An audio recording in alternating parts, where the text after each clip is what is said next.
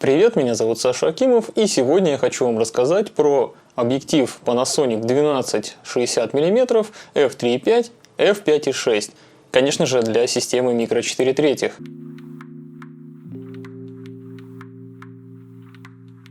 Когда в прошлом году, в декабре, я превозмогал ковид, я все-таки смог выпустить ролик про всеми забытый давно кит от Olympus 12-50 мм. И под этим роликом очень много было комментариев, в котором мои зрители восхваляли просто такие объектив более свежий от Panasonic, как раз тот, про который мы сегодня будем разговаривать, 12-60 мм. Очень много слышно там было похвал, говорили про его резкость, про его универсальность и прочее. Ну и так как я увидел, что зрителям это стекло было бы, наверное, интересно, я, конечно же, пошел и постарался его найти на вторичке. И довольно быстро нашел. Можно сказать, что именно зрители заставили меня его пойти и купить. В общем-то, сломили мою волю, можно так сказать. И мне несказанно повезло, я нашел достаточно недорогое предложение. Человек как раз недавно купил себе G80 Panasonic и раскитовал его там, потому что как раз китом шел наш сегодняшний герой. Эта линза в любом случае оказалась в 2 раза дороже, чем олимпусовские 12-50 мм. А я, к слову, напомню, что вообще-то всю технику для обзоров я покупаю на свои личные деньги. И лишь изредка мои любимые зрители бывает, что подгоняют мне что-то на обзор. В основном же все-таки действительно я покупаю все за свой счет. И для того, чтобы поддержать этот канал, я создал недавно Boosty. Если вам нравится то, что я делаю, можете подписаться на мой Boosty. Ссылки в описании, она внизу будет.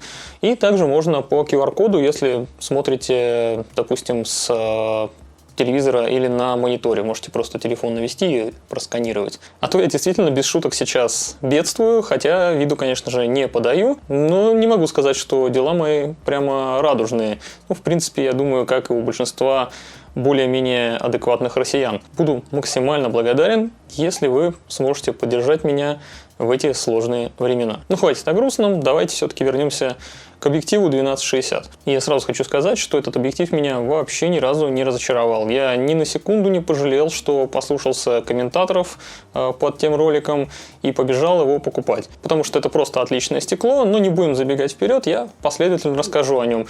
Минусы у него тоже есть, но они не такие уж чудовищные. В принципе, во всех системах объективы, у которых фокусное расстояние шире, чем 24-70 стандартные, они скорее ассоциируются с какими-то компромиссами по качеству изображения. Ну, давайте будем справедливы. Действительно, очень сложно сделать такую оптическую схему, сделать объектив, который бы был прекрасен на каком-нибудь широком положении одновременно и при этом и в телеположении вел себя отлично. Что на APS-C-системах объективы с фокусными расстояниями, такими как, ну, например, 18-135 мм, имеют некоторые, конечно же, косяки на своих крайних положениях, бывают не идеальны, но там многое зависит, конечно, от экземпляров, но все же, как правило, там много-много компромиссов. Также и на полном кадре, например, объективы, которые 24-105, тоже далеко не всегда блещут качеством картинки на всех фокусных расстояниях. Но с небольшими недостатками многие люди готовы смириться. Все ради того, чтобы не таскать с собой огромное количество других каких-то объективов, а взять с собой один универсальный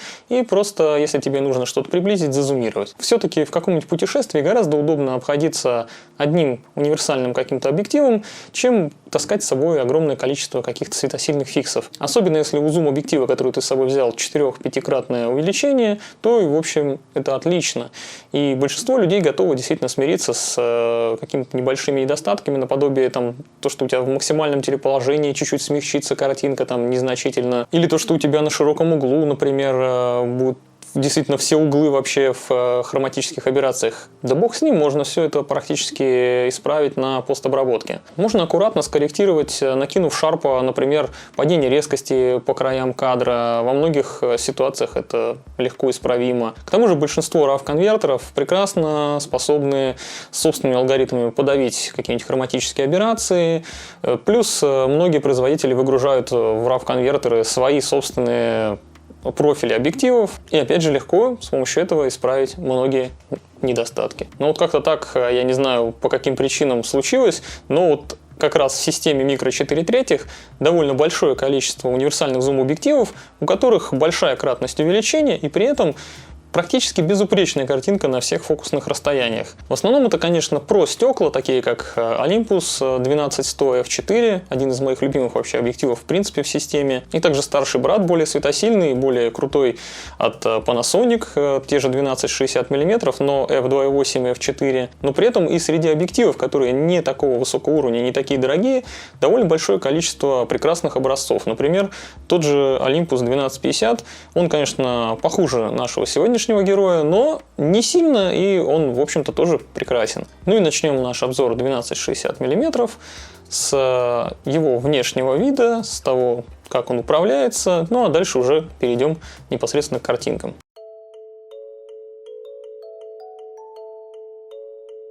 Объектив реально очень легонький, весит всего 210 граммов, и это при том, что это эквивалент 24 на 120 миллиметров. Ну, для того, в общем-то, люди микру и берут, чтобы с собой гири не таскать. Ну, так как это кит, корпус здесь все-таки выполнен из пластика. К сожалению, колечки зума и колечко фокусировки тоже сделаны из пластика. Они прорезинены, так что я подозреваю, что при интенсивном использовании могут быстро появиться царапины. Но байонетное крепление здесь из металла. Также имеется резиново уплотнительное колечко, а сам объектив является пылевлагозащищенным полноценно. При зумировании хоботок довольно значительно выдвигается, а объектив становится почти в 2 раза длиннее. Диаметр светофильтра здесь 58 мм. В комплекте также идет вот эта довольно неплохая фигурная пластиковая бленда. Мал этот объектив, легок и прекрасно ощущается и на небольших тушках, таких как вот, например, Panasonic GX80, на котором я его недавно юзал для обзора, ну и также на более крупных, таких как Olympus OMD и M1. И если объектив немного потрясти, то можно услышать, как там немножко дребезжат линзы.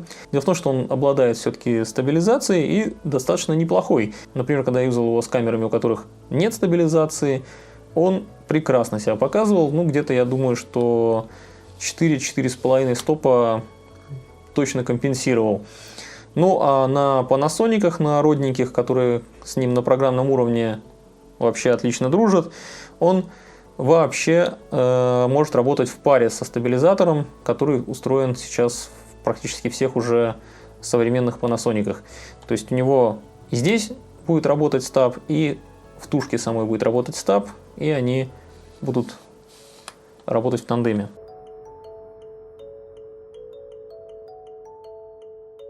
Когда впервые выгружаешь картинки, сделанные с этим объективом, сразу же в глаза бросается его очень крутая резкость. Резкость просто запредельная, бритвенная, просто сумасшедшая. Поэтому сцены, полные мелких каких-то деталей, получаются просто отлично.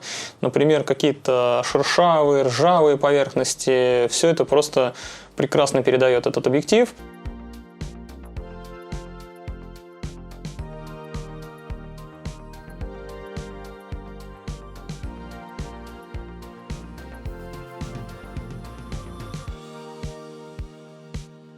Но есть опасения в некоторых ситуациях словить муар, потому что у объектива высокая резкость, плюс у самих камер антиалязинг фильтр ныне отсутствует на матрице.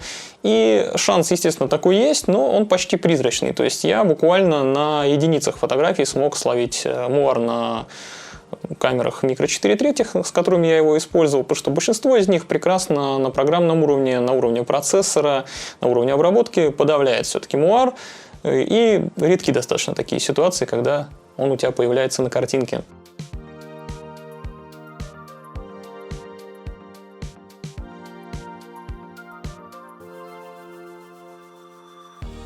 Также и пейзажи получаются отменные, то есть всяческие листочки, веточки, травинки и прочая вот эта вот мелочь, это все не слипается на картинке в какую-то кашу, оно у тебя всегда отлично отделено и дифференцировано друг от друга, везде очень хорошая четкость.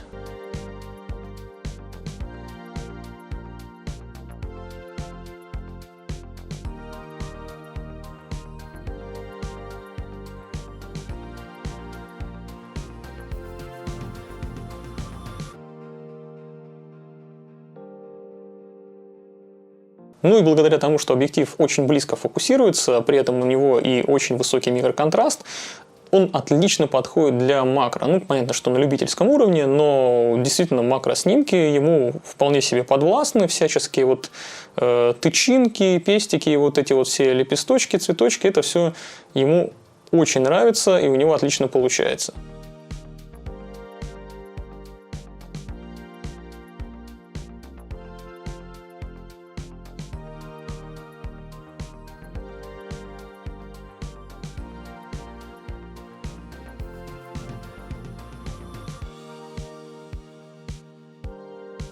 При этом и размытие вне зоны резкости у него очень приятное, потому что здесь находится все-таки 7-лепестковая скругленная диафрагма, так что бакешка у него такая очень опрятная, аккуратная.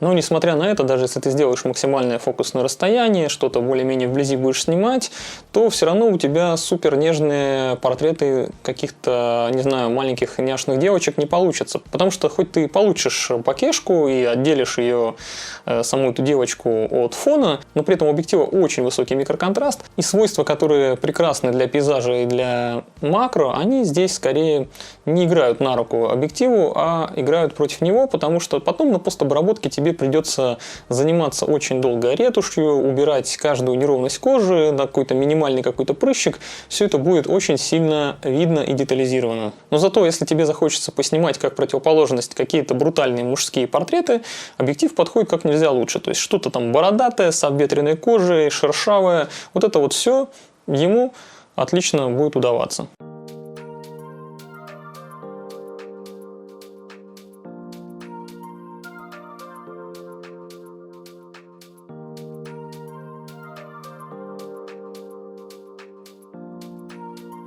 Ну, естественно, на 1260 отлично получается стрит-фотография, потому что объектив хоть и не супер компактный, но в сложенном состоянии он, в общем-то, тоже достаточно невелик.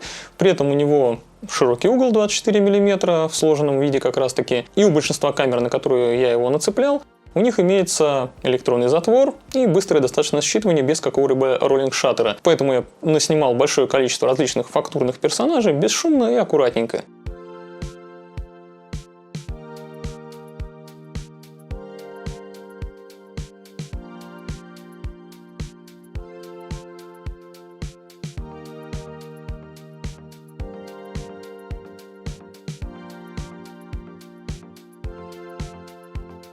Бликов стекло при этом практически не ловит. Я снимал прям буквально против солнца. Когда снимал закат, никакого даже минимального где-то блика у меня не появилось.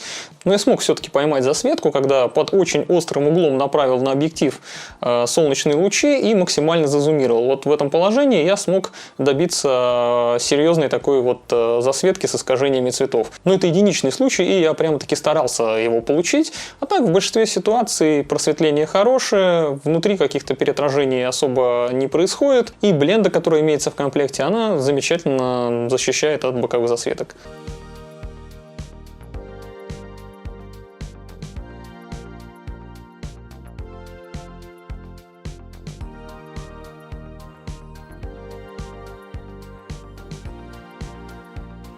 В плане хроматических аберраций тут тоже все очень хорошо.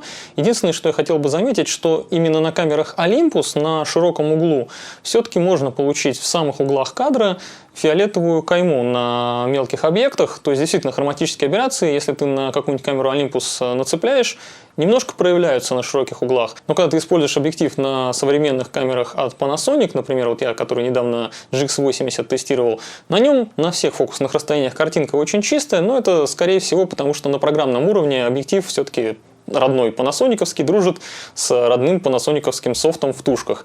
И поэтому внутри камерно уже все, даже минимальные какие-то недостатки, которые есть, сразу же мгновенно исправляются. Я протестировал объектив в самых разных условиях, с самыми разными камерами разных лет выпуска от Olympus и от Panasonic, и пришел к, в общем-то, логичному выводу: это отличное стекло, которое можно использовать каждый день. Если тебе лень таскать с собой кучу фиксов, он замечательно их заменит. Конечно, светосила здесь такая мощная не будет, но качество картинки у него просто офигенное. Да и в путешествии он будет чувствовать себя отлично, все-таки у него имеется влагозащита, хотя да, корпус, конечно, пластиковый, и в случае каких-то, не знаю, там ударов он, наверное, скорее всего повредится, но если использовать его более-менее аккуратно, то, думаю, проблем никаких возникнуть не должно. Вообще, это редкое явление, когда объектив по-настоящему получился очень универсальным, на него получаются прекрасные и макроснимки какие-то вблизи, и на него замечательно можно что-то зазумировать, на максимальном зуме тоже никаких проблем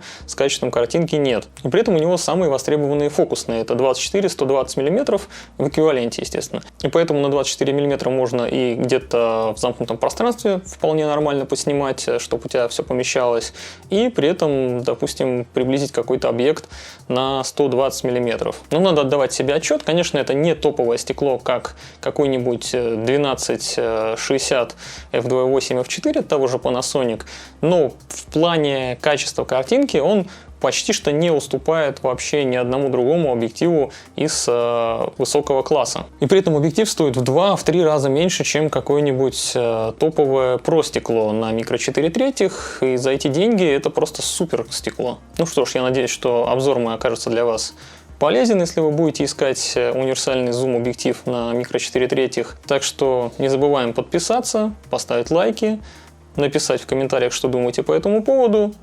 Пока!